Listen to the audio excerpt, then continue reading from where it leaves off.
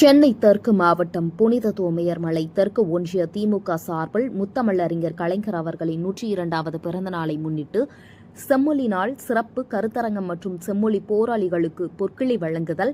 இந்த சிறப்பு வாய்ந்த கூட்டத்தை புனித தோமையர் மலை தெற்கு ஒன்றிய கழக செயலாளர் ஜி வெங்கடேசன் தலைமையில் சோழிங்கநல்லூர் சட்டமன்ற உறுப்பினர் அரவிந்த் ரமேஷ் முன்னிலையில் இந்த கூட்டம் வெகு சிறப்பாக நடைபெற்றது.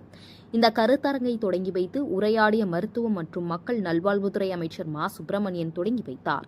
இந்த நிகழ்ச்சியில் தமிழநாள் வந்து தமிழை வளர்த்த கலைஞர் என்னும் தலைப்பில் சிறப்புரையாற்றிய பேராசிரியர் கருணானந்தம் நிறைவு உரை மற்றும் பொற்கிழி வழங்கிட நிதித்துறை அமைச்சர் இந்த நிகழ்ச்சியில் தமிழநாள் வந்து தமிழை வளர்த்த கலைஞர் என்னும் தலைப்பில் சிறப்புரையாற்றிய பேராசிரியர் கருணானந்தம் நிறைவு உரை மற்றும் பொற்கிழி வழங்கிட நிதித்துறை அமைச்சர் விருதுநகர் வடக்கு மாவட்ட கழக செயலாளர் தங்கம் தென்னரசு கலந்து கொண்டு நிறைவு உரையாற்றினார்.